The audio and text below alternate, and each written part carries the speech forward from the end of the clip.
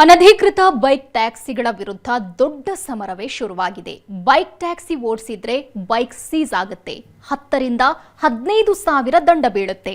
ಇವತ್ತು ಒಂದೇ ದಿನ 250ಕ್ಕೂ ಹೆಚ್ಚು ಬೈಕ್ಗಳು ಸೀಸ್ ಆಗಿವೆ.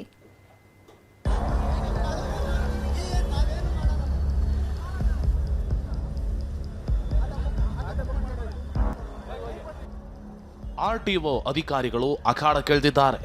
ಆಟೋ ಕ್ಯಾಬ್ ಚಾಲಕರು ಸಿಡಿದೆದ್ದಿದ್ದಾರೆ. ಬೆಂಗಳೂರಿನಲ್ಲಿ ಬೈಕ್ ಟ್ಯಾಕ್ಸಿ ವಿರುದ್ಧ ದೊಡ್ಡ ಸಮರವೇ ನಡೀತಿದೆ.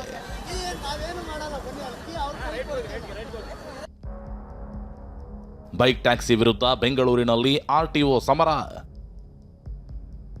ಇಂದು ಒಂದೇ ದಿನ 250ಕ್ಕೂ ಹೆಚ್ಚು ಬೈಕ್ಗಳು ಸೀಸ್.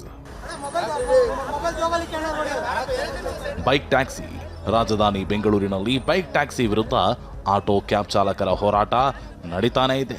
ಬೈಕ್ ಟ್ಯಾಕ್ಸಿಗಳ ವಿರುದ್ಧ ಕೋರ್ಟ್ ಮೆಟ್ಟಿಲು ಹತ್ತಿದ್ರು. ಆದರೆ ನಗರದಲ್ಲಿ ಅನಧಿಕೃತ ಬೈಕ್ ಟ್ಯಾಕ್ಸಿಗೆ ಬ್ರೇಕ್ ಬಿದ್ದಿರಲಿಲ್ಲ. ಇದೀಗ ಅನಧಿಕೃತ ಬೈಕ್ ಟ್ಯಾಕ್ಸಿಗಳ ವಿರುದ್ಧ ಸಾರಿಗೆ ಇಲಾಖೆ ಸಮರಕ್ಕಿಳಿದಿದೆ.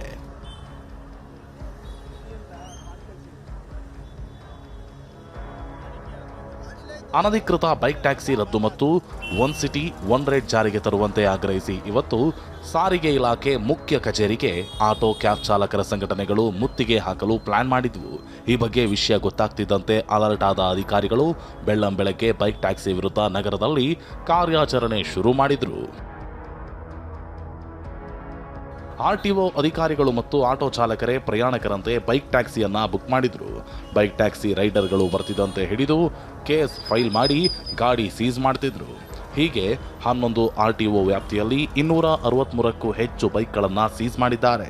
ಕಾನೂನಿನ ಪ್ರಕಾರ ಆರ್ಸಿ ಸಸ್ಪೆಂಡ್ ಮಾಡ್ತೀವಿ. ವೈಟ್ ಬೋರ್ಡ್ ವಾಹನವನ್ನ ಟ್ಯಾಕ್ಸಿಯಾಗಿ ಕನ್ವರ್ಟ್ ಮಾಡಿಕೊಂಡು ಬಳಕೆ ಮಾಡೋಕೆ ಬರಲ್ಲ. ಒಂದ್ ವೇಳೆ ಅನಧಿಕೃತವಾಗಿ ಓಡಿಸಿದ್ರೆ 10 ರಿಂದ 15 ಸಾವಿರ ರೂಪಾಯಿ ದಂಡ ಹಾಕ್ತೀವಿ ಅಂತ ಅಧಿಕಾರಿಗಳು ಹೇಳಿದ್ದಾರೆ. ಸುಮಾರು 10 ರಿಂದ 15 ಸಾವಿರ ರೂಪಾಯಿವರೆಗೂ ದಂಡ ಆಗುತ್ತೆ ಒಂದೊಂದು ಬೈಕ್ಗೆ.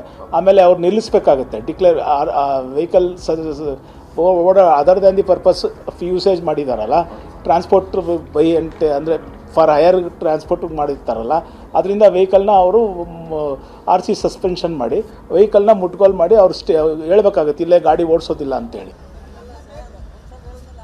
ಇನ್ನು ಕಂಪನಿಗಳು ಆ್ಯಪ್ ಕ್ಲೋಸ್ ಮಾಡಿದರೆ ನಾವ್ಯಾಕೆ ಬರ್ತಿದ್ವಿ, ನಮಗೂ ಹೊಟ್ಟೆ ಪಾಡು ಅಂತ ಬೈಕ್ ಟ್ಯಾಕ್ಸಿ ಓಡಿಸೋರು ಅಳಲು ತೋಡಿಕೊಂಡ್ರು.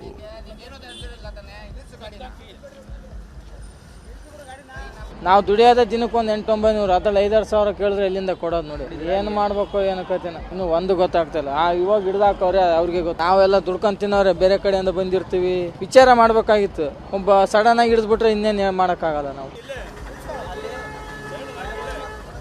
ಈ ಹಿಂದೆ ಏಕ ಸದಸ್ಯ ಪೀಠದ ತೀರ್ಪಿಗೆ ತಡೆ ನೀಡಿದ್ದ ಹೈಕೋರ್ಟ್ ವಿಭಾಗೀಯ ಪೀಠ ಬೈಕ್ ಟ್ಯಾಕ್ಸಿಗಳಿಗೆ ಸಾರಿಗೆ ಇಲಾಖೆ ನಿಯಮ ರೂಪಿಸಿ ಅನುಮತಿ ಕೊಡಬಹುದು ಅಂತ ಸೂಚನೆ ನೀಡಿತ್ತು.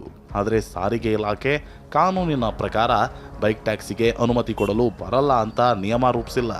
ಬೈಕ್ ಟ್ಯಾಕ್ಸಿಗಳಿಗೆ ಅನುಮತಿಯೂ ಕೊಟ್ಟಿಲ್ಲ. ಆದರೆ ಕೆಲ ಕಂಪನಿಗಳು ಅನಧಿಕೃತವಾಗಿ ಬೈಕ್ ಟ್ಯಾಕ್ಸಿ ನಡೆಸುತ್ತಿದ್ದು ಇದೀಗ ಸ್ವತಃ ಆರ್ಟಿಒ ಆಪರೇಷನ್ ಶುರು ಮಾಡಿದೆ.